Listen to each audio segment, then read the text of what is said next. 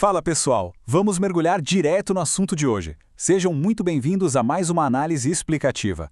O tema que a gente vai destrinchar aqui domina as mesas de negociação e os tribunais, a recuperação extrajudicial e, claro, os limites da novação. Para quem atua no mercado corporativo, um simples detalhe nessa legislação é literalmente a diferença entre salvar o império ou decretar falência. Então vamos descobrir juntos até onde realmente vai o poder de um acordo extrajudicial. Mas antes da gente avançar, um aviso fundamental. Todo esse conteúdo técnico e super aprofundado que vamos ver foi estruturado pelo professor Marcos Freitas. É um material de altíssimo nível, viu? E para a gente continuar trazendo essas explorações jurídicas gratuitas por aqui, não esqueçam de dar aquele hype na plataforma. Curtam, compartilhem, inscrevam-se no canal e, lógico, deixem um comentário com as impressões sobre o tema. Isso fortalece demais o nosso trabalho.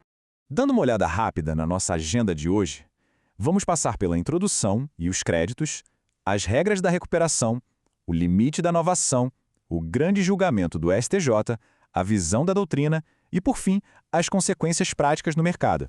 Bom, ponto 1. Introdução e créditos, focando nos efeitos do plano em créditos que não foram incluídos. Indo agora para o ponto 2. As regras da recuperação sob a lente da Lei 11.101 de 2005. Para a gente entender bem essa controvérsia, precisamos focar na essência da recuperação extrajudicial. Diferente daqueles processos judiciais que costumam ser traumáticos e super impositivos, esse aqui é um mecanismo desenhado para ser discreto.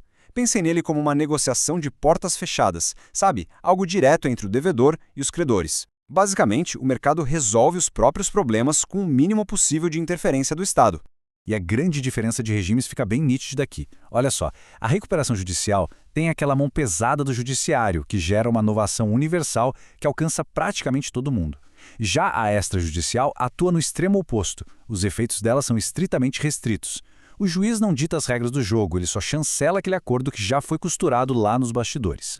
O que nos leva diretamente ao ponto 3, o limite da novação e a sua disciplina própria. É justamente nos limites desse acordo que a situação ganha uns contornos meio dramáticos. A novação é como se fosse um botão de reiniciar, né?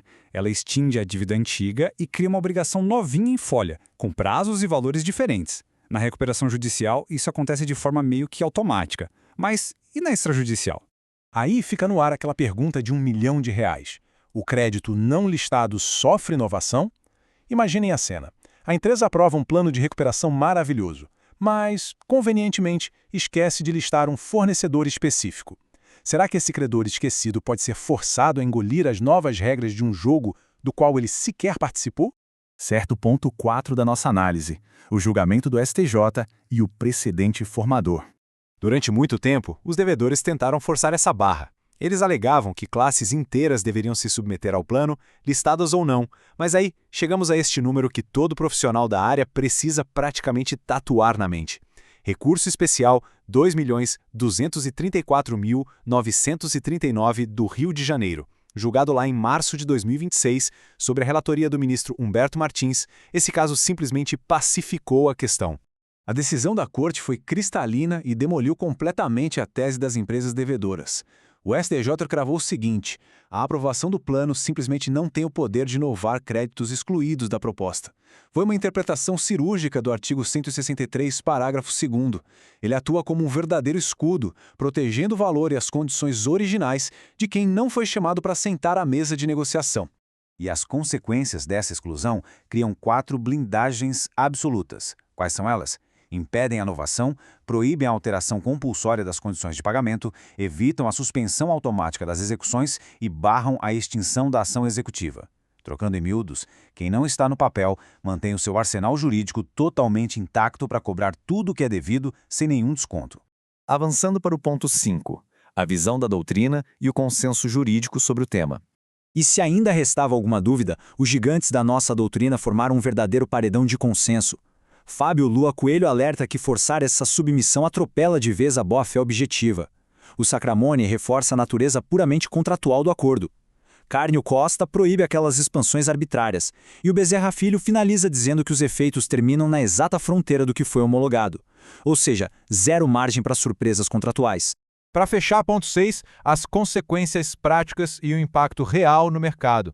Como isso tudo afeta a economia do dia a dia? Bom, para os credores, é o alívio de estarem blindados contra armadilhas e inclusões tácitas. Para as empresas em recuperação, o aviso é letal. Esquecer um credor significa ter uma execução batendo a porta logo no dia seguinte. Isso joga uma pressão colossal em cima dos advogados, exigindo uma due diligence, aquela auditoria investigativa minuciosa mesmo, na hora de formar a lista. E para os juízes, impõe-se essa interpretação restritiva constante. O que a gente vê se formar aqui nessa tabela comparativa é uma harmonia perfeita no sistema jurídico brasileiro. A doutrina e a jurisprudência do STJ estão numa sintonia fina. A natureza é negocial, a abrangência é restrita a quem foi incluído, não existe inovação automática e inclusão tácita é impossível. Quando a teoria e os tribunais convergem com tanta força, a mensagem entregue ao mercado é de segurança jurídica absoluta.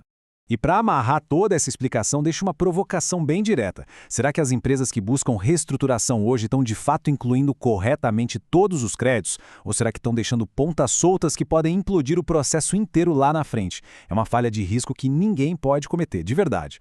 Um imenso muito obrigado a todo mundo que acompanhou essa análise profunda até o final. Não esqueçam de curtir, compartilhar, dar aquele hype na plataforma, se inscrever no canal e deixar um comentário elogiando o excelente material do professor Marcos Freitas e fortalecendo o debate. Valeu? Até a próxima análise.